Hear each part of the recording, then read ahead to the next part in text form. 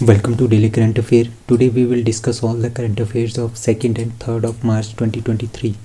The question is, government approves purchase of 70 HTT-40 basic trainer aircraft from, that is B, Hindustan aeronautic limited. तो union cabinet जो हमारी है, मतलब कि जो हमारी सेंट्रल गवर्नमेंट है, वो खरीदना चाहती है 70 दैट इज़ HTT 70 HTT-40 जो ट्रेनर एयरक्राफ्ट है वो हिंदुस्तान एरोनॉटिक लिमिटेड से वो ख़रीदना चाहते हैं। किसके लिए? इंडियन और एयरफोर्स के लिए, जिसकी जो कॉस्ट है वो है 6,828.36 करोड़ रुपीज़। तो ये काफ़ी इंपॉर्टेंट न्यूज़ है, आपने इसका नाम याद रखना है। दैट इज़ HTT-40 जो बेसिक ट्रेनर एयरक्राफ्ट है। जो ट्रेनर एयरक्राफ्ट का मतलब है जो पायलट्स होते हैं ना, हमारे एयरफोर्स के जो पायलट होते हैं उनको ट्रेनिंग के लिए एक एयरक्राफ्ट दिए जाते हैं, उनको बोलते हैं हम ट्रेनर एयरक्राफ्ट। ठीक है, तो उनका नाम है HTT-40। तो 70 ऐसे HTT-40 जो है वो खरीदेंगे हमारे सेंट्रल गवर्नमेंट इंडियन एयरफोर्स के लिए, जो कि किसने बनाया है? हिंदुस्तान एरोनॉटिक लिमिटेड के ने बनाए हैं। ठीक है, और ये जो 70 एयरक्राफ्ट्स हैं ये अगले 6 सालों तक जो है Hindustan aeronautic limited Indian air force को देंगे। ठीक है, इसका नाम है HTT-40 is a turbo pop aircraft and design to provide good low speed handling qualities and improved training effectiveness. मतलब कि जो ट्रेनिंग देनी होती है हमने एयरफोर्स के, इंडियन एयरफोर्स के पायलट्स के लिए, वो बहुत ही अच्छी ट्रेनिंग उनको प्रोवाइड करेंगे। ठीक है, लो स्पीड हैंडलिंग क्वालिटीज़ हैं एंड इम्प्रूव्ड, बहुत ही ज़्यादा इम्प्रूव किए हैं इन्होंने, ताकि जो ट्रेनिंग है जो पायलट्स हैं उनकी ट्रेनिंग बहुत ही अच्छी हो सके। The aircraft will bridge the shortfall of the basic trainer aircraft of the IAF for training newly inducted pilot. जो न्यू पायलट्स हैं, सबसे पहले क्या होता है, एक एग्ज़ाम होता है, एग्ज़ाम के थ्रू क्या होते हैं, पायलट सेलेक्ट होते हैं, फिर उनकी ट्रेनिंग होती है। तो उन ट्रेनिंग के दौरान जो एयरक्राफ्ट यूज़ किए जाते हैं उसका नाम है HTT-40। ठीक है, तो the purchase will include associated equipment and training aids including simulator. इसमें सिमुलेटर्स भी होगा। सिमुलेटर कैसे होता है? एक बंद कमरे में बैठो, ठीक है, और उनके सामने इस तरह का इन्वायरमेंट क्रिएट कर दिया जाता है जिस तरह का इन्वायरमेंट जो है वो एक जहाज़ के अंदर होता है। ठीक है, तो इसको बोलते हैं हम सिमुलेटर। तो इस तरह की फैसिलिटीज़ जो है हमारे पास HTT-40 के अंदर है, जो कि हिंदुस्तान एरोनॉटिक लिमिटेड से हमारी इंडियन नेवी के लिए खरीदे जा रहे हैं, जो कि खरीदेगी central government of India. So gold mine, अभी भी हमने कुछ न्यूज़ पढ़ी थी। Gold mines found in 3 districts of that is C Orissa. तो उड़ीसा में अभी भी क्या हुआ है, गोल्ड माइन, सोने की खदानें जो वहाँ पे मिली हैं। कहाँ पे मिली हैं? यहाँ पे 3 डिस्ट्रिक्ट्स हैं, देवगढ़, क्योंझार एंड मयूरभंज। तो ये तीनों आपने नाम याद रखने हैं, मयूरभंज, क्योंझार और देवगढ़। तो ये इन तीनों में क्या मिले हैं? सोने की खदानें मिली हैं। उड़ीसा के जो स्टील एंड माइन मिनिस्टर हैं उसका नाम है प्रफुल्ल कुमार मलिक। उन्होंने इन्फॉर्म किया कि स्टेट में हमें जो है वो गोल्ड की खदानें मिली हैं, सोने की खदानें मिली हैं। ठीक है, तो चार जगह है। क्योंझर जो डिस्ट्रिक्ट है उसके अंदर 4 ऐसे प्लेसेस हैं जहाँ पे ये खदानें मिली हैं। ठीक है, मयूरभंज में भी 4 ऐसे जगह हैं जहाँ पे ये खदानें मिली हैं, और एक जगह है देवगढ़ में, देवगढ़ डिस्ट्रिक्ट के अंदर आती है एक जगह, वहाँ पे भी हमारे पास सोने की खदानें जो है वो मिली हैं। अभी कुछ दिन पहले हमने पढ़ा था कि लिथियम रिजर्व जो हमने जम्मू एंड कश्मीर में मिले हैं हमारे को, जो कि बहुत ही ज़्यादा एक ट्रेज़र है, नेशनल ट्रेज़र है इंडिया के लिए। और उसके बाद क्या हुआ, उड़ीसा में अब क्या मिल गया है? सोने की खदानें भी मिल गई है। तो ये हमारी इकोनॉमी को आगे क्या कर सकता है, एक तरह से बूस्टअप जो है वो कर सकता है। सो कैपिटल क्या है? भुवनेश्वर। गवर्नर कौन है? Ganeshi Lal. And chief minister कौन है? नवीन पटनायक। कौन सी स्टेट के? दैट इज़ उड़ीसा के। Ministry of tourism organises first snow marathon in that is D Jammu. Jammu में क्या हो रहा है? मिनिस्ट्री ऑफ जो टूरिज्म है, ठीक है, वो उन्होंने ऑर्गेनाइज़ किया है पहला स्नो मैराथन। ठीक है, स्नो मैराथन मतलब कि स्नो के ऊपर हमने मैराथन करनी है, रेस लगानी है। ठीक है, तो कहाँ पे हो रही है? जम्मू में हो रही है। तो मिनिस्ट्री ऑफ टूरिज्म इसको ऑर्गेनाइज़ कर रहा है। तो इसका मेन मोटो क्या हो सकता है? इसका मेन मोटो ऑब्वियस सी बात है, ताकि ज़्यादा से ज़्यादा जो टूरिज्म है वो ज़्यादा से ज़्यादा जम्मू में आए। ठीक है, यूनियन मिनिस्टर जो हमारे पास टूरिज्म के हैं दैट इज़ ठीक है, उन्होंने, ठीक है, जो हमारे पास यूनियन मिनिस्ट्री है टूरिज्म की, ठीक है, और रियल स्पोर्ट्स ऑफ इंडिया है, इन दोनों ने आपस में कोलैबोरेट किया है। किसके साथ? Amazing Bhadarwal tourism association that is ABTA। ये एक ऑर्गेनाइजेशन है जम्मू में जो कि क्या करवाती है, एक टूरिज्म को बढ़ावा देने के लिए काफ़ी ज़्यादा काम कर रही है। उनका नाम है अमेजिंग भादरवा टूरिज्म एसोसिएशन। ठीक है, उनके साथ यूनियन मिनिस्ट्री ऑफ टूरिज्म भी जुड़ी है, रियल स्पोर्ट्स इंडिया भी जुड़ा है। ये इसको ऑर्गेनाइज कर रहे हैं स्नो मैराथन। कहाँ पे, भादरवा जम्मू में, जो कि 26 फरवरी 2023 को ऑर्गेनाइज किया गया। ठीक है, तो ये फर्स्ट एवर, पहली बार, ठीक है, इस तरह का स्नो मैराथन इवेंट जो है वो ऑर्गेनाइज किया गया, ठीक है, इंडिया में। ठीक है, और क्यों ऑर्गेनाइज किया गया, क्योंकि अभी देखो हमारे पास 75 ईयर्स कंप्लीट हो गए इंडिया के इंडिपेंडेंस के लिए, और आजकल हम G20 के प्रेसिडेंट भी हैं। ठीक है, और उसमें हमने बहुत सारी स्कीम्स भी लॉन्च की है। लाइक देखो अपना देश, youth tourism club and fit India movement. तो ऑल दीज पैरामीटर्स के चलते हमने जो ये स्नो मैराथन है ये जम्मू में लॉन्च की है। इसका मेन ऑब्जेक्टिव यही है कि जो ट्रैवलर्स हैं उनको ज़्यादा से ज़्यादा आकर्षित करें कि जम्मू में इस तरह की चीज़ें भी होती हैं, आप लोग यहाँ पे आएँ। जो एडवेंचर, जिनको एडवेंचर जो है वो काफ़ी ज़्यादा पसंद है, ठीक है, उनको भी उनके लिए भी एक तरह का संदेश होगा कि भाई आप लोग यहाँ पे आ सकते हो, घूम सकते हो और इस तरह के एडवेंचर कर सकते हो। ठीक है, इसके साथ साथ वहाँ पे बहुत सारे स्कूल के बच्चे भी होंगे, टीचर भी होंगे, कॉलेज के मैनेजमेंट भी होंगे, फैकल्टी भी होंगी, जो कि उनको देखेंगी मतलब दर्शक बनेगी, दैट इज स्पेक्टेटर्स बनेंगे। ठीक है, और पूरी की पूरी कंट्री में से हमने 130 रनर जो है इसमें पार्टिसिपेट करेंगे। और जो ये मैराथन है ये स्टार्ट होगी गुलदांडा से। ठीक है, तो जो रनर्स हैं उनके लिए एक ऑप्शन होगी कि आपने कौन कौन सी डिस्टेंस तक रनिंग करनी है, 5 किलोमीटर की करनी है, 10 किलोमीटर की करनी है या 25 किलोमीटर की करनी है। Who has been elected as new president of Nigeria. तो नाइजीरिया के न्यू प्रेसिडेंट जो है वो सिलेक्ट किया गया है बोला तिनुबू को। ठीक है, बोला तिनुबू जो है वो नाइजीरिया के प्रेसिडेंट बने हैं। ठीक है, Nigerian electoral official announced on 1 मार्च 2023 को ये अनाउंस किया गया है कि जो वहाँ की रूलिंग पार्टी है, जो वहाँ पे रूल कर रही है आजकल, ठीक है, उसके जो कैंडिडेट है उसका नाम है बोला तिनुबू। उनको सेलेक्ट किया गया है कंट्री का न्यू प्रेसिडेंट के रूप में। बट जो इनके ऑपोजिशन वाली पार्टीज़ हैं उन्होंने इसके ऊपर ऑब्जेक्शन जो है वो कर लिया है कि ये प्रेसिडेंट जो है वो नहीं होने चाहिए। ठीक है, जो बोला तिनुबू है जो आजकल प्रेसिडेंट बने हैं वो ऑल प्रोग्रेसिव कांग्रेस पार्टी से जो है वो बिलोंग करते हैं। ये एक पॉलिटिकल पार्टी है नाइजीरिया की। तो आपने ये याद रखना है, कई बार इस तरह से भी पूछा जाता है कि जो प्रेसिडेंट ऑफ नाइजीरिया है बोला तिनुबू वो किस पार्टी के साथ एसोसिएटेड है। तो उनका नाम है वो, उनकी जो पार्टी है वो है ऑल प्रोग्रेसिव कांग्रेस पार्टी। ठीक है, तो इनके जो ओपोनेंट थे उनका नाम है अतीकू अबूबकर एंड पीटर ओबी। उन्होंने इनके ऊपर एलिगेशन लगाए हैं कि ये जो प्रेसिडेंट है ये प्रेसिडेंट नहीं बनने चाहिए थे और ये कोर्ट तक भी चले गए थे। अब कैपिटल क्या है नाइजीरिया की, दैट इज़ अबूजा, और करेंसी क्या है, नाइजीरियन नायरा।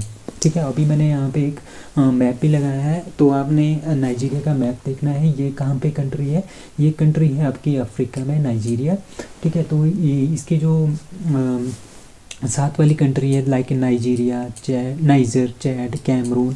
ठीक है, तो इस तरह की यहाँ की क्या है इसकी नेबरिंग कंट्रीज़ है। और यहाँ पे देखो नेशनल पार्क भी है, Kamuku national park very very important है। ओल्ड ओयो नेशनल पार्क भी यहाँ पे है। ठीक है, यहाँ पे खांजी लेक भी है, खांजी लेक नेशनल पार्क। तो इस तरह के जो है नेशनल पार्क जो यहाँ पे है। Prime minister Narendra Modi inaugurated Shivamogga airport in that is B Karnataka. तो कर्नाटका में प्राइम मिनिस्टर नरेंद्र मोदी ने शिवामोगा जो एयरपोर्ट है वो उसका इनैगोरेशन किया है, जो कि कितनी कॉस्ट से बना है, 450 करोड़ की कॉस्ट से ये बना है। तो ये इस तरह का लोटस की तरह इसका आकार है। तो आपने याद रखना है शिवामोगा एयरपोर्ट जो है वो कर्नाटका में बना है और इसकी शेप कैसी है, एक लोटस फ्लावर की तरह है, कमल के फूल की तरह इसकी शेप है। ठीक है, कमल का फूल आपको पता है बीजेपी का साइन भी है। तो जो ये पैसेंजर टर्मिनल है बिल्डिंग, जो ये पैसेंजर टर्मिनल जो इस बिल्डिंग का बनेगा, इस एयरपोर्ट का बनेगा, वो 4340 स्क्वायर मीटर में वो फैला होगा।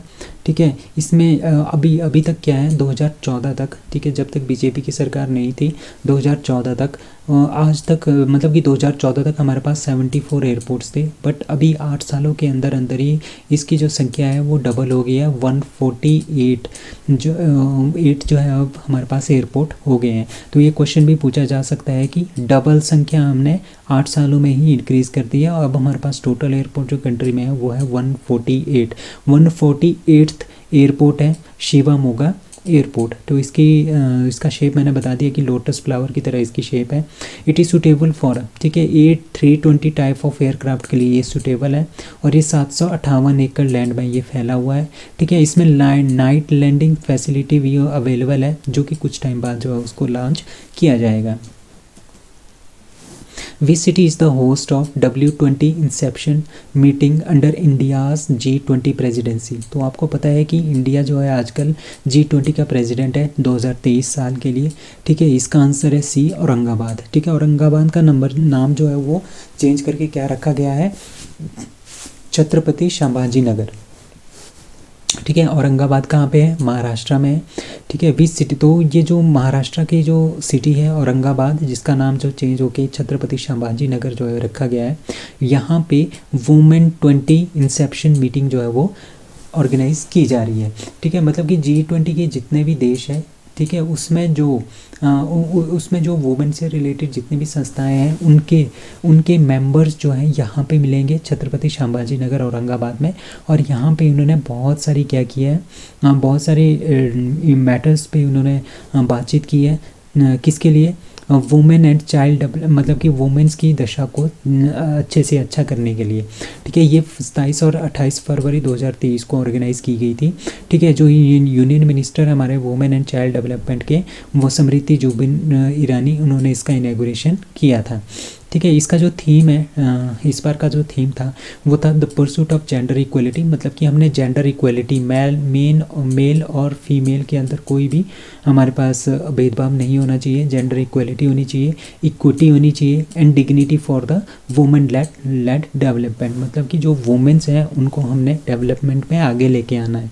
ठीक है, और इसका मेन ऑब्जेक्टिव क्या है, मेन ऑब्जेक्टिव यही है कि जेंडर इक्वलिटी को प्रमोट करो, इकोनॉमिक एम्पावरमेंट करो। जो वीमेंस हैं आज भी क्या है, इकोनॉमिकली वीक है। ठीक है, तो उनका इकोनॉमिक एम्पावरमेंट करो, उनको ज़्यादा से ज़्यादा रोज़गार दो और उनको ज़्यादा से ज़्यादा क्या करो, एम्पावर करो। तो यही इसका मेन मोटो है। Who became the first women MLA of Nagaland? तो नागालैंड में अभी भी क्या हुआ, वहाँ पे इलेक्शन हुए थे, वहाँ पे जो पहली फीमेल MLA जो बनी है उनका नाम क्या है, दैट इज़ सी both A and B, that is साल हाउटो टूनो क्रूजे एंड हेकानी जखालू। तो आपने ये दोनों याद रखने हैं, क्रूजे एंड जखालू जी। ये क्या बनी है, पहली बार कोई नागालैंड से वीमेन MLA जो है वो बनी है। ठीक है, तो Kruse and Jakhalu both from the ruling party, that is nationalist democratic progressive party, party का नाम भी पूछ सकते हैं। Made history by becoming the first women, पहली वीमेन कैंडिडेट बनी है जिन्होंने MLA की सीट जो है वो जीती है, कहाँ से, नागालैंड से। तो आज तक आप देखो कि 60 साल हो गए हैं इसको स्टेट बने हुए नागालैंड को, तो पहली बार कोई फीमेल MLA जो है यहाँ की बनी है। उनका नाम है क्रूजे, एंड क्रूजे जो है कहाँ से जीती है, वेस्टर्न अंगामी AC से, एंड जखालू जो है दीमापुर 3 कॉन्स्टिट्यूंसी से जो है वो MLA बनी है। तो उनका नाम याद रखना है अपने, साल हाउतो नुओ क्रूजे एंड हेकानी जखालू। तो ये काफ़ी इंपॉर्टेंट क्वेश्चन होने वाला है आपके एग्जामिनेशन पॉइंट ऑफ व्यू से। Who inaugurated Raisina dialogue? तो रायसीना डायलॉग किसने स्टार्ट किया है, that is B Narendra Modi ji ने। ठीक है, 2016 से जो है रायसीना डायलॉग जो है वो स्टार्ट किया गया था। ठीक है, तब से लेके कंटिन्यूसली ये हो रहा है, और इस बार इसका एडिशन है 8th एडिशन है इसका रायसीना डायलॉग का। ठीक है, जिसको इनैगोरेट किया नरेंद्र मोदी ने, कहाँ पे, न्यू दिल्ली में। ठीक है, इस बार की थीम क्या है, इस बार की थीम है provocation, uncertainty and turbulence, light house in the Tempest. ठीक है, इस बार की जो चीफ गेस्ट है उनका नाम है इटालियन प्राइम मिनिस्टर है, दैट इज़ उनका नाम है जॉर्जिया मेलोनी। तो जॉर्जिया मेलोनी इस बार की चीफ गेस्ट है हमारे इसके लिए। ठीक है, तो आपने ये काफ़ी इंपॉर्टेंट क्वेश्चन है ये कि रायसीना डायलॉग के लिए कौन हमारे चीफ गेस्ट थे, दैट इज़ इटली की जो प्राइम मिनिस्टर है जॉर्जिया मेलोनी जी, वो यहाँ की क्या थी, चीफ गेस्ट थी। ठीक है। अब क्या हुआ, representative more than 100 of country, मतलब कि 100 से ज़्यादा कंट्रीज़ के जो रिप्रेजेंटेटिव हैं वो यहाँ पे आए हुए हैं। और वो किसके लिए आए हुए हैं, ताकि वो बात कर सके किस किस के लिए, मिलिट्री एक्शंस के रिलेटेड, इंडस्ट्री से रिलेटेड, टेक्नोलॉजी से रिलेटेड, एकेडमिक्स मतलब कि एजुकेशन से रिलेटेड। जर्नलिस्ट वहाँ पे आए हैं, एक्सपर्ट्स, बहुत सारे स्ट्रेटेजिक एक्सपर्ट यहाँ पे आए हैं, ताकि वो इस तरह की अपनी अपनी फील्ड में अपनी अपनी बातें जो है वो कर सके, अपनी अपनी क्या कर सके, एक तरह का डायलॉग कर सके इंडिया के साथ। ठीक है, तो इस तरह के एक्सपर्ट्स जो है वो यहाँ पे आए हैं। ठीक है, तो ये काफ़ी ज़्यादा जो ये रायसीना डायलॉग है ये काफ़ी ज़्यादा लाइमलाइट में रहा है। क्योंकि जो ईरान के फॉरेन मिनिस्टर हैं उन्होंने आने से मना कर दिया था हमारे रायसीना डायलॉग में। तो आपने इनका नाम याद रखना है कि कौन सी कंट्री के फॉरेन मिनिस्टर ने आने से मना कर दिया था, ईरान के फॉरेन मिनिस्टर ने। ठीक है, तो रायसीना डायलॉग 2016 में ये स्टार्ट किया गया था। ठीक है, रायसीना डायलॉग का इसका हेडक्वार्टर कहाँ पे है, मिनिस्ट्री ऑफ जो एक्सटर्नल अफेयर है ना इंडिया का, तो वहीं पे लोकेटेड है हमारे पास रायसीना हिल। ठीक है, साउथ ब्लॉक न्यू दिल्ली में। ठीक है, और तभी इसको ठीक है इसी पर्टिकुलर लोकेशन पे ये डायलॉग होता है, तभी इसका नाम रायसीना डायलॉग जो है वो रखा गया है। अब इसका मेन ऑब्जेक्टिव क्या है, इसका मेन ऑब्जेक्टिव ये है कि जितनी भी हमारे पास एशियन कंट्रीज़ हैं उनके साथ अब अच्छे से अच्छा इंटीग्रेशन हो, ताकि वो एक दूसरे के साथ कोऑर्डिनेशन करे, एक दूसरे के साथ एक दूसरे की हेल्प करे। ठीक है, integration in Asia as well as with the rest of the world, मतलब कि एशिया के साथ में भी हम अच्छा अपना ध्यान रखें और पूरे के पूरे वर्ल्ड के साथ भी हम अपना क्या रखें, अच्छे संबंध रखें। Sarbananda Sonowal inaugurate SCO's first international conference on traditional medicine in that is D Guwahati. तो गुवाहाटी में जो गुवाहाटी में क्या हुआ है, सर्बानंद सोनोवाल जी हैं उन्होंने इनॉग्रेट किया है शंघाई कॉरपोरेशन ऑर्गेनाइजेशन की पहली इंटरनेशनल कॉन्फ्रेंस, किसके ऊपर, ट्रेडिशनल मेडिसिन के ऊपर। ठीक है, तो यूनियन मिनिस्टर है आयुष के भी यूनियन मिनिस्टर है, पोर्ट्स शिपिंग एंड वाटरवेज के भी ये क्या है, सेंट्रल मिनिस्टर है, यूनियन मिनिस्टर है, उनका नाम है सर्बानंद सोनोवाल। उन्होंने इसको लॉन्च किया है, first business to business global conference and expo on traditional medicine. Traditional medicine क्या होती है, जो हमारे पास पुरानी जो दवाइयाँ होती थी ना, जड़ी बूटियों के थ्रू दवाइयाँ बनी होती है, आयुष मतलब कि जो आयुर्वेदा वगैरह होता है, तो उसको बोलते हैं ट्रेडिशनल मेडिसिन। तो उनकी एक इंटरनेशनल कॉन्फ्रेंस है। ठीक है, किसकी है, SCO का एक एक्सटेंशन है, SCO वालों ने इसको ऑर्गेनाइज किया है, that is Shanghai corporation organisation ने इसको ऑर्गेनाइज किया। कहाँ पे, गुवाहाटी में ऑन 2 मार्च 2023। तो ये 4 दिन का ये एक्सपो है ऑन ट्रेडिशनल मेडिसिन के ऊपर। ठीक है, तो कौन कौन इसको अटेंड कर रहा है, हाई लेवल के जो डेलीगेट्स हैं such as the health minister, official representative and foreign buyers from SCO countries. SCO मतलब कि शंघाई कॉरपोरेशन ऑर्गेनाइजेशन के अंदर जो 8 या 9 कंट्रीज़ हैं उनके जो है हेल्थ मिनिस्टर, ऑफिशियल रिप्रेजेंटेटिव और फॉरेन बायर्स जो है वो उन्होंने इसमें पार्टिसिपेट किया। और जो पार्टनर कंट्रीज़ हैं, जो इसकी पार्टनर कंट्रीज़ भी हैं हमारे पास, मतलब कि टोटल 17 या 18 कंट्रीज़ बन जाती हैं। ठीक है, 13-14 कंट्रीज़ बन जाती हैं। ठीक है, उन सभी ने इसमें पार्टिसिपेट किया है। ठीक है, 75 फॉरेन डेलीगेट्स और ऑफिशियल्स इसमें आए हैं 13 कंट्रीज से। ठीक है, और government representative of China, Uzbekistan, Kyrgyzstan, Kazakhstan, उन्होंने इनको वर्चुअली मतलब कि ऑनलाइन इसको रिप्रेजेंट किया, ऑनलाइन इसको अटेंड किया। ठीक है, तो इसमें बहुत सारे इंपॉर्टेंट सेशन हुए, like know your buyer, B2B meetings, business to business meeting. तो इस तरह की इसमें बातें हुई कि किस तरह से हम SCO जो कंट्रीज़ हैं, किस तरह से हम क्या कर सकते हैं, एक दूसरे के साथ व्यापार कर सकते हैं ट्रेडिशनल मेडिसिन का। ठीक है, एक्सपोर्ट कैसे कर सकते हैं, इंपोर्ट कैसे कर सकते हैं, हम एक दूसरे की रिक्वायरमेंट पे कैसे मीट कर सकते हैं। तो ये सारी की सारी बातें जो इसमें हुई SCO की first international conference on traditional medicine में, जो कि गुवाहाटी में जो है वो हुई। The Archaeological Survey of India recently discovered 1300 years old Buddhist stupa at that is B Puri. तो पुरी जो उड़ीसा में है वहाँ पे उनको क्या मिला है, 1300 साल पुराना एक बुद्धिस्ट स्तूपा मिला है। ठीक है, इस तरह का ये पोट्री था।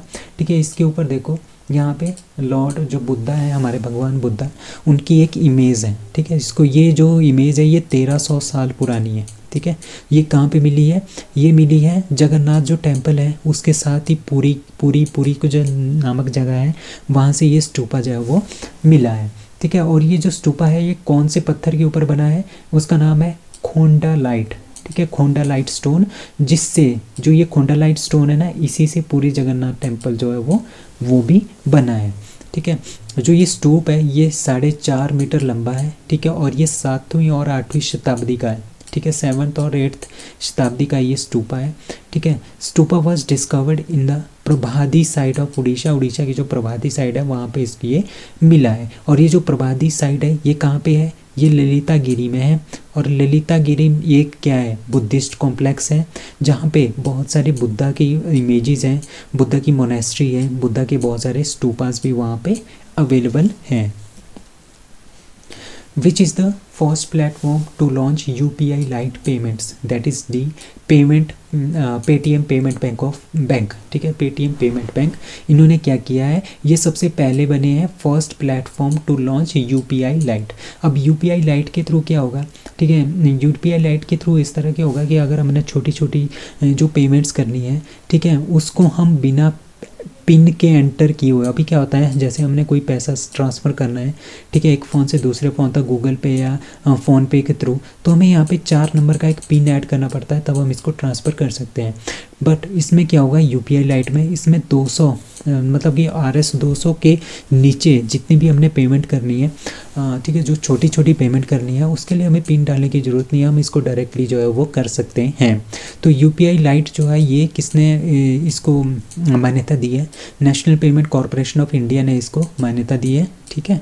तो ये विदाउट पिन के थ्रू भी हम इसको क्या कर सकते हैं, पेमेंट कर सकते हैं, छोटी छोटी पेमेंट्स जो है वो कर सकते हैं।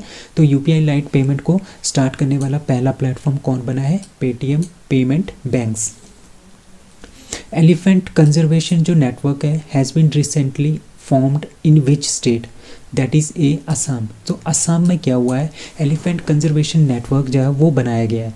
इसका मेन मकसद क्या है, इसका मेन मकसद ये है, ठीक है, यहाँ पे देखो ये सिटी है, सिटी के बाहर क्या है, जंगल है, जंगल में क्या रहते हैं, एलिफेंट रहते हैं। एलिफेंट क्या होते हैं, कभी कभी भोजन की तलाश में अपनी सिटीज़ में आ जाते हैं, तो ये कभी कभी क्या आ जाते हैं, सिटीज़ में आ जाते हैं, और ह्यूमन और जो इंसान है और हाथी है आपस में आमने सामने आ जाते हैं, जिसकी वजह से क्या हो जाता है, एलिफेंट इन पे अटैक कर देता है, ठीक है, और कभी कभी इंसान भी इन पे अटैक कर देते हैं। तो इसकी वजह से क्या होता है, बहुत सारे कॉन्फ्लिक्ट हो जाते हैं एलिफेंट और ह्यूमन के बीच में, और काफ़ी ज़्यादा डेथ भी हुई है, काफ़ी ज़्यादा एलिफेंट्स जो है इसमें मारे भी गए हैं, ह्यूमंस भी मारे गए हैं, ठीक है। इसको रोकने के लिए क्या किया है, असम ने क्या किया है, असम की एक NGO है, नॉन प्रॉफिट ऑर्गेनाइजेशन है, उसका नाम है आर्यांक, आपने नाम याद रखना है इसका, आर्यांक ऑर्गेनाइजेशन। उन्होंने एलिफेंट कंजर्वेशन नेटवर्क जो है वो तैयार किया है। इस नेटवर्क के अंदर उन्होंने 7 नेटवर्क जो है वो लॉन्च किए हैं, जिसके अंदर कौन कौन लोग होंगे, जो एजुकेशन से रिलेटेड जो स्टूडेंट्स हैं, यूथ्स हैं, वो इसमें है, ठीक है। वो क्या करेंगे, उनको और इनको क्या दिया जाएगा, इनको एजुकेटेड किया जाएगा किसके बारे में, एलिफेंट के बारे में, एलिफेंट का बिहेवियर क्या है, एलिफेंट कैसे रहता है, क्या खाता है, किस तरह से वो हमारे ऊपर अटैक नहीं करेगा, ये सब कुछ जो है इनको सिखाया जाएगा इन एलिफेंट कंजर्वेशन नेटवर्क्स के अंदर। और इस तरह के 7 एलिफेंट कंजर्वेशन नेटवर्क्स जो है वो आसाम में खोले गए हैं, ठीक है। तो एलिफेंट कंजर्वेशन नेटवर्क जो है कौन से स्टेट में बनाया गया है, दैट इज़ असम में। Dharoi wetland where a bird survey was conducted recently is located in which state or UT, that is D Gujarat, ठीक है। अभी क्या हुआ, बर्ड सर्वे हुआ, ठीक है, मतलब कि जो पंछियाँ हैं, जो पक्षी हैं, उनको क्या करना है, उनको काउंट करना है, ठीक है, काउंट करना है कि कितनी स्पीशीज़ आई हैं, कितनी यहाँ से बाहर गई है, कितनी स्पीशीज़ हमारे इंडिया में है, ठीक है। तो ये धरोई वेटलैंड जो कि कहाँ पे है, गुजरात में है।